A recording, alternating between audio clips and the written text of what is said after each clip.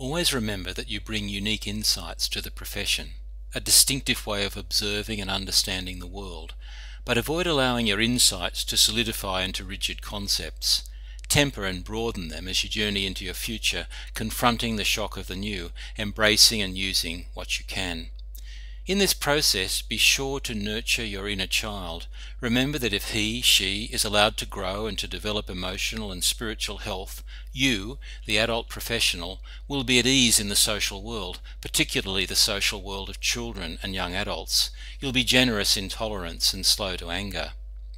But even in the best of worlds, the experience of adversity and trauma is sometimes unavoidable. Don't despair, it can strengthen one. But on your journey through this process, remember to ask for help. Avoid attempting to carry very difficult burdens alone. Share them with others and with your spiritual source. Of course, the road will seem very long and unchanging at times, just a routine that must be lived, even when it offers a pleasant vista. Perhaps it's your career pathway with clear steps and goals. These are times of consolidation, certainty and predictability. Fortunately, no road goes on forever without change. There's always a bend in the road. I learned this from an old Greek pioneer, one of that generation who came to Australia right at the beginning of the 20th century.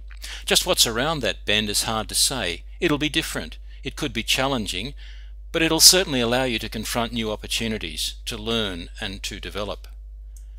Taking the fork in the road is essential in that task of challenging one's uniqueness and broadening one's cultural perspectives. You might like to start with the comfortable, where the differences are slight, where the language is accessible, and most things are familiar. But things are not always as they seem.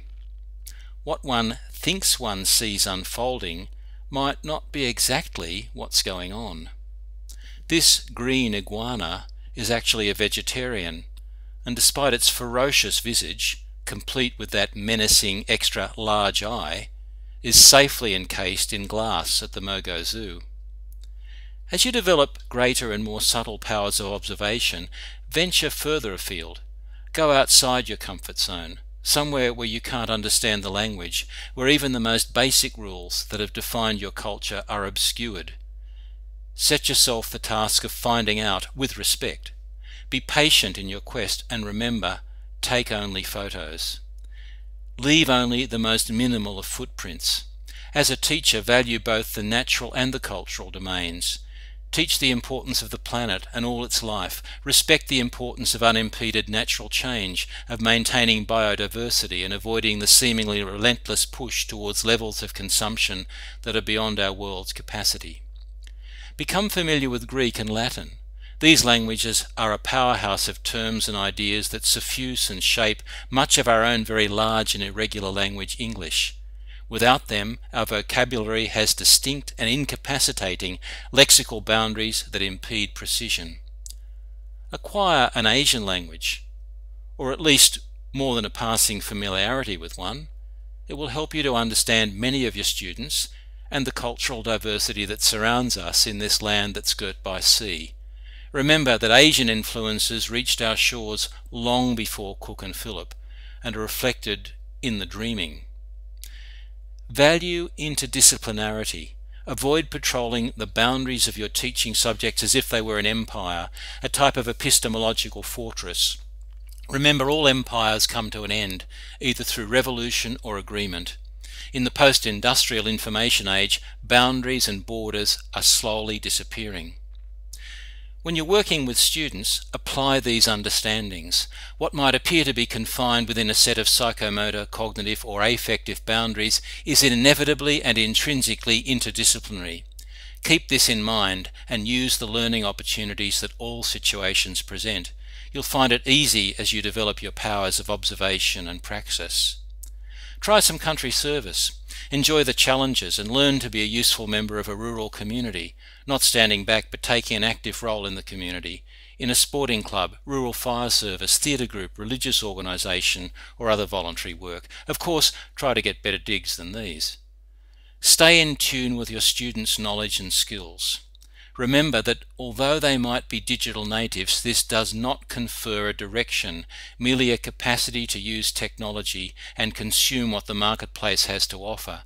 Be an effective guide, mentor and resource person, developing your own skills, applying them to your pedagogy. Develop your eye for detail, for the microcosm. Learn to notice the small things. Marvel at the profound complexity that lies within and beyond the surface. Try to understand the place of the microcosm in the wider schema of things. This will provide you with a solid foundation, with a grounding in the earth and all that is necessary to keep her healthy. Look to the stars. Imagine the dimensions of the macrocosm. Let this be a constant quest. Expand your knowledge of the meaning of life, the universe, and everything.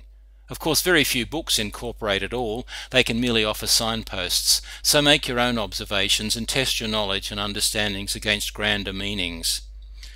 While appreciating the remarkable scientific discoveries that take us out to the edges of the known universe, honour your own spiritual traditions and those of your students. Remember the insights of the ancients, people like Moses, who have said to have stood at this place and watched as a similar bush burned with a fire that didn't consume it. Keep the metaphor of kavafe in your mind, but do not hurry the journey at all. Better if it lasts for years, so that you are old by the time you reach the island, wealthy with all you've gained on the way, not expecting Ithaca to make you rich. Then you can enjoy the sunset, confident that though the night might be deep, it will be short. It will offer you rest and the opportunity for rejuvenation. Get enough sleep, so you rise refreshed for yet another cycle of activity in this most important work of all.